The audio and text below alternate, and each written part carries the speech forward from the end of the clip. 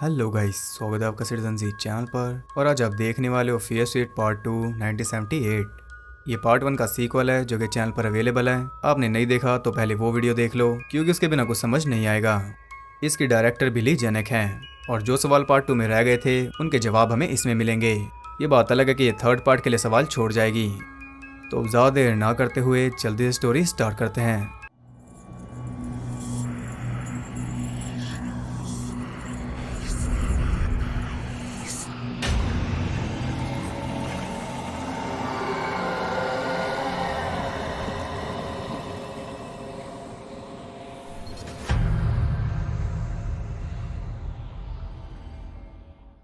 Part 1 के and में डीना ने पोजेस सैम को बांध दिया था और अब उन्हें कैंप नाइटविंग मैसेकर के सर्वाइवर सी बर्मन के पास जाना है जो कि शायद उनकी कोई हेल्प कर पाए।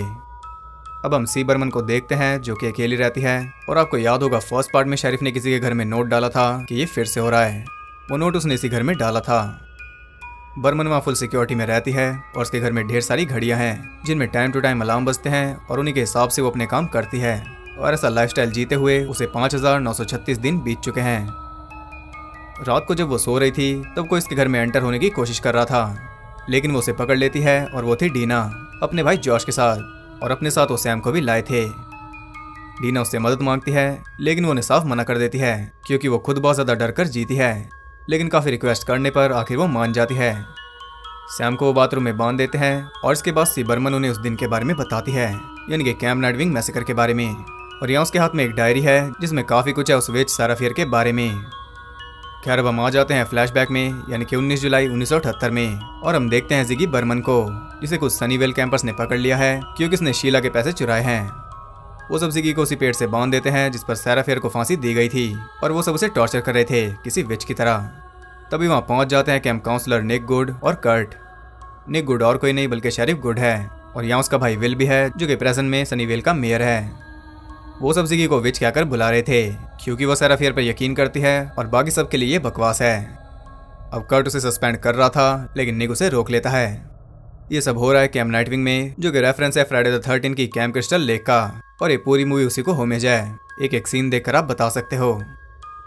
आगे हम देखते हैं जिगी की बहन सिंडी को, यानी कि सी बर्मन को, जो कि अपने बॉयफ्रेंड काउंसलर टॉमी के साथ है और वो दोनों आउट हाउस की सफाई कर रहे हैं। वो एक अजीब सी चीज़ को साफ कर रही थी जो कि साफ हो ही नहीं रही। हम सिंडी की एक्सफ्रेंड एलिस और उसके बॉयफ्रेंड आर्नी को भी देखते हैं और एलिस नाम भी रेफरेंस है फ्राइडे द 13 की फाइनल गर्ल एलिस का। उधर जिगी पहुंचती है नर्स लेन के पास और वो देखती है कि नर्स लेन भी सारा फियर से ऑब्सेस्ड है। और हो भी क्यों ना, वो रूबी लेन की माँ जो है, वही रूबी लेन जिसके भूत को आपने पार्ट 1 में देखा था।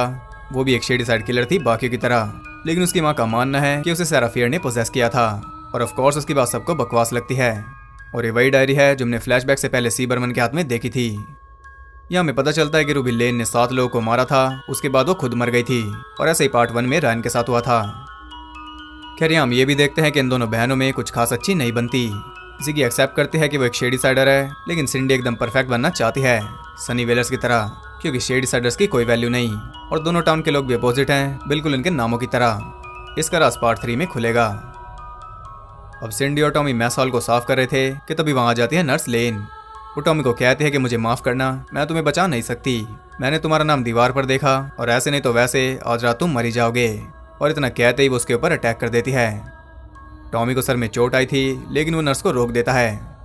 नर्स लेन को वहाँ से ले जाते हैं और किसी के लिए भी समझना मुश्किल नहीं था कि नर्स लेन ने ऐसा क्यों किया। सब जानते हैं कि वो रूबी लेन की माँ है और जैसे एक दिन अचानक उसकी बेटी साइको किलर बन गई थी वैसे ही वो बन गई, लेकिन जिगी को ऐसा नहीं लगता।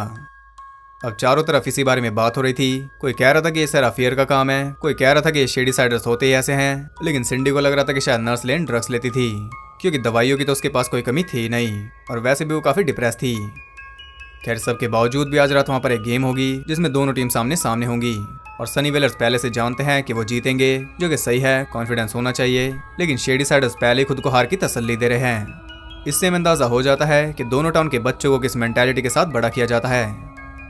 खैर गेम शुरू हो चुकी थी। तब सिंडी और टॉमी जाते हैं नर्स लेन के ऑफिस में और वहाँ उन्हें मिलती है वही डायरी जिसमें लिखा था कि मरने से पहले सारा फियर ने डेविल के साथ डील की थी जिससे वो अमर हो गई और उसने पूरे टाउन को कर्ज कर दिया। सैरा ने अपने हाथ काटकर सेटन स्टोन पर गिराया था और ये कर्ज तब तक खत्म नहीं होगा जब तक उसका हाथ उसकी बॉडी से मिल नहीं जाता। अभी वो पढ़ ही रहे थे कि तभी वहाँ एलिस और आर्नी पहुंच जाते हैं और वो देखते हैं कि वो सिर्फ एक डायरी नहीं बल्कि एक मैप भी था जिसे नर्स लेन ने बनाया है। इससे हमें काफ़ी कुछ पता चलता है। वो कैंप उसी जगह पर है जहाँ 1666 में यूनियन था, यानी कि सनीवेल अलग होने से पहले वाला शेडी साइड, जब वो दोनों एक थे। मैप पर सेराफियर भी लिखा हुआ था और उसके पास ही कई सारे एक्स थे जिनके बारे में वो कुछ नहीं जानते। उन्हें लगता है कि शायद वो सेराफियर का घर होगा, इसलिए उसे देखने के लिए निकल जाते हैं। और अब टॉमी को आवाज़ें आने लगी थी। उधर निक पहुंचता है जिगी के पास और उसके बेड पर कई सारी लाइंस लिखी हैं, लेकिन एक लाइन ऐसी है जिसे वही लोग समझ पाएंगे जिन्होंने फेमस मूवी द एक्सॉर्सिस्ट को देखा है। अगर आप समझ गए तो कमेंट कर देना। देखते हैं कौन कौन जानता है। जिगी शीला से रिवेंज लेने का इंतजाम कर रही थी और यहाँ कैरी और सेलम स्लॉट का नाम लिया जाता है उस रेड पेंट की वजह से। और ये दोनों स्टीफन किंग की पहली 2 नॉवेल्स थी जिनके ऊपर मूवीज भी बन चुकी हैं। कैरी का रीमेक भी है और सेलम स्लॉट का भी आ रहा है। अब यानिक उसकी हेल्प करता है रिवेंज लेने में। और उधर वो चारों उस जगह पर पहुंच चुके थे जहाँ पर ढेर सारी ग्रेव्स खोदी हुई थी। उनेक्सिस का यही मतलब है। जहाँ जहाँ नर्स ने खोदा था वो उन जगह को मार्क कर रही थी क्योंकि वो ढूंढ रही थी सेराफियर का हाथ ताकि वो कर्ज को खत्म कर सके। वहाँ उन्हें सेराफियर का घर भी मिल जाता है जिसके बेसमेंट में काफ़ी अजीब चीज़ें थी। वहाँ पर वो डायरी वाला विचिस मार्क भी था। सब कुछ उनके सामने है, लेकिन अभी भी वो यकीन नहीं कर रहे।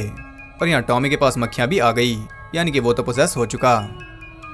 तभी उन्हें वो दीवार भी दिख जाती है जिसपे सभी किलर्स के नाम थे और अब उस पर टॉमी का भी नाम है। यानी कि नर्स लेन भी यहाँ पर आई थी और उसने टॉमी का नाम देखा होगा, तभी वो उसे मारने गई ताकि वो औरत को ना मारे। जब तक वो ये सब समझ पाते हैं तब तक टॉमी एक खिलाड़ी से आर्नी का चेहरा बिगाड़ चुका था। वो दोनों जल्दी से एक सीक्रेट रास्ते में घुस जाते हैं जो कि पत्थर गिरने से बंद हो गया था और अब वो दोनों यहीं पर फंस गए, जबकि उधर टॉमी अब पूरे कैंप को काट डालेगा।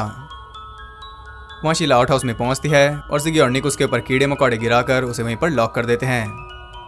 इधर सिंडी वहाँ से निकलने का रास्ता ढूंढ रही थी, लेकिन वो गोल घूमकर फिर से वहीं पहुंच जाती है। तब उन्हें पता चलता है कि जहाँ वो फंसे हैं वो विचिस मार्क है और डायरी पर उसका मैप बना है जिसे फॉलो करके शायद वो बाहर निकल सकते हैं।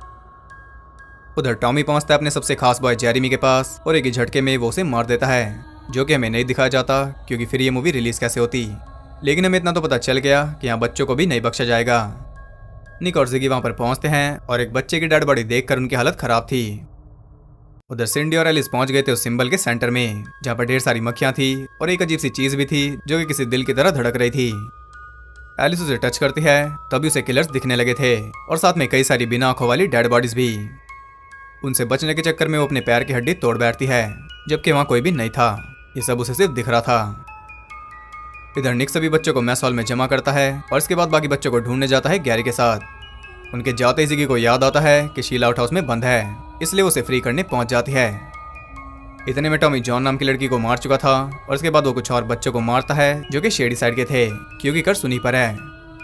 इधर जिगी आउट हाउस में पहुंचती है तो शीला उस पर अटैक कर देती है और सीबी सिंडी देखती है उस अजीब सी लाल चीज को जिसे वो दिन में साफ कर रही थी। इसका मतलब कि वो कैंप के पास है। उस चीज का पीछा करते हुए वो पहुंच जाते हैं आउट हाउस के नीचे जहाँ जिगी ने शीला को नॉक कर दिया था और वहाँ गैरी भी पहुंच चुका था। उन दोनों को चिल्लाने की आवाज आ रही थी और वो देखते हैं कि वो सिंडी और एलिस थी। उधर निक को थोड़ी और बॉडीज मिलती हैं और साथ में कर्ट भी, जो कि जॉन की बॉडी देख कर आ रहा है। निक उसे कहता है कि सभी बच्चों को बस में लेकर यहाँ से निकल जाओ और वो भी चल देता है।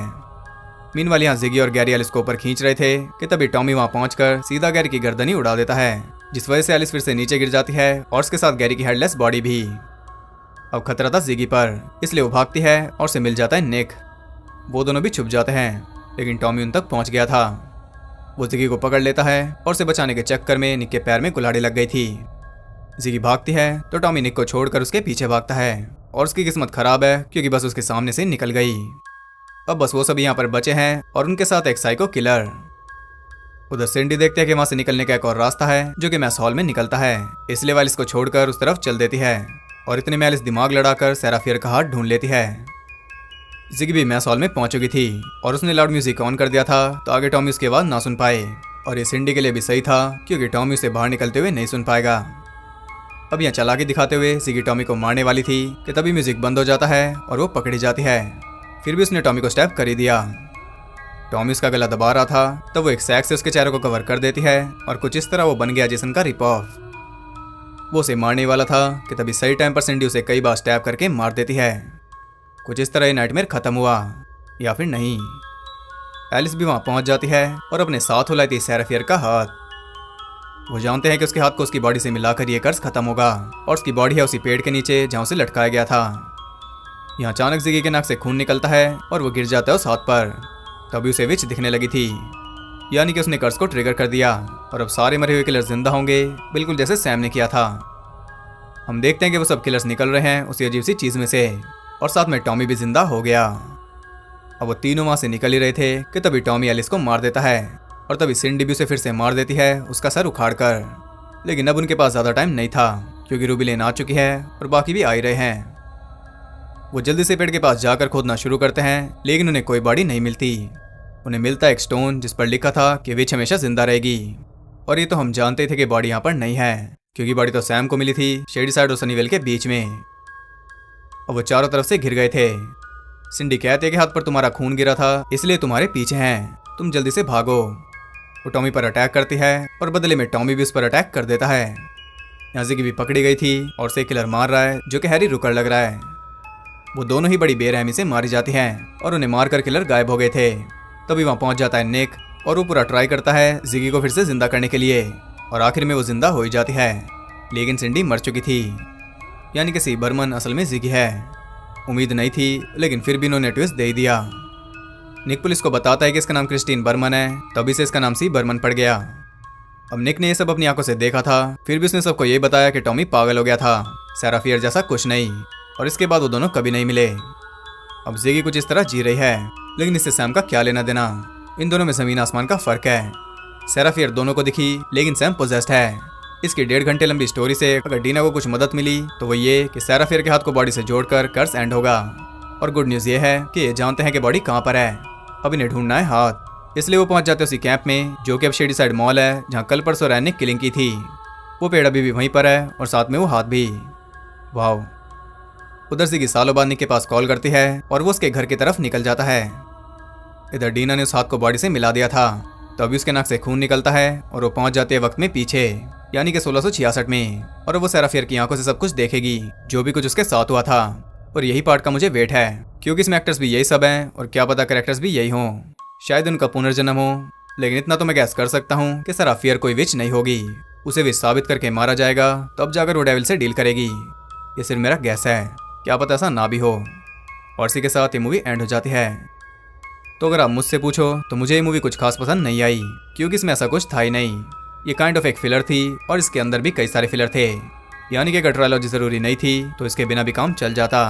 इतनी बड़ी मूवी देखकर हमें क्या पता चला, सिर्फ यही कि हाथ को बॉडी से जोड़कर कर्ज खत्म होगा। बाकी सब तो हमें पार्ट 3 में ही पता चलेगा, तो फिर पार्ट 2 था किस लिए। इससे ज्यादा जानकारी तो हमें पार्ट 1 में मिल गई थी और इसमें दिखाई आधी चीजें हम पहले से ही जानते थे, बल्कि इससे कंफ्यूजन और ज्यादा बढ़ गई। टॉमी ने सिंडी को क्यों मारा? अगर इसलिए मारा क्योंकि उसे कई सारे राज पता चल गए थे, तो फिर डीना और जॉश को क्यों नहीं मारा? ये भी तो सब जानते हैं। और इन दोनों ने भी तो विच की हड्डियों को छेड़ा था, उन्हें पैक करके दबाया था, तो ये भेदभाव किस लिए?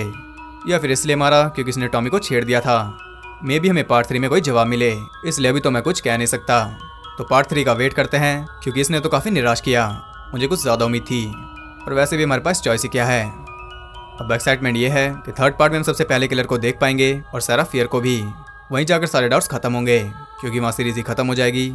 तो अगले हफ्ते चलेंगे 1666 में और पास के साथ हमें थोड़ा बहुत प्रेजेंट भी दिखाया जाएगा क्योंकि अब निक और जिगी सालों बाद मिलेंगे। एक फन फैक्ट ये है कि भले ये सीरीज की सेकंड फिल्म है, लेकिन इसे आखिर में शूट किया गया था पार्ट 3 के बाद। और पहले ही मूवी 20th सेंचुरी फॉक्स के पास थी, लेकिन उसे खरीद लिया डिज्नी ने, तब ये बिक गई नेटफ्लिक्स को। तो इस वीडियो में बस इतना ही। अगर आपको वीडियो पसंद आई तो इसे एक लाइक जरूर करना और कमेंट करके बताओ आपको ये मूवी कैसी लगी। मैं तो खुश नहीं हूँ, आप अपनी राय बता देना। और ऐसी और वीडियोस देखते रहने के लिए चैनल को सब्सक्राइब करके बेल नोटिफिकेशन कॉल पर सेट कर लो ताकि नोटिफिकेशन आपको वीडियो से मिला सके, जैसे डीना ने हैंड को बॉडी से मिलाया। और ज़्यादा कनेक्टेड रहने के लिए आप मुझे इंस्टाग्राम पर फॉलो कर सकते हो और सेकंड चैनल को भी सब्सक्राइब कर सकते हो अगर आपको गेमिंग पसंद है, या फिर अगर आप मुझे लाइव देखना चाहते हो, वहाँ पर हम लाइव स्टार्ट करेंगे। और अगर आप चाहते हो कि मैं ट्रेलर्स का लाइव ब्रेक डाउन करूँ तो कमेंट करके बता देना। अब नेट की हालत थोड़ी सुधरी है इसलिए मैं लाइव कर सकता हूँ। तो मैं मिलता हूँ आपसे अगली वीडियो में, तब तक के लिए सबको बाय।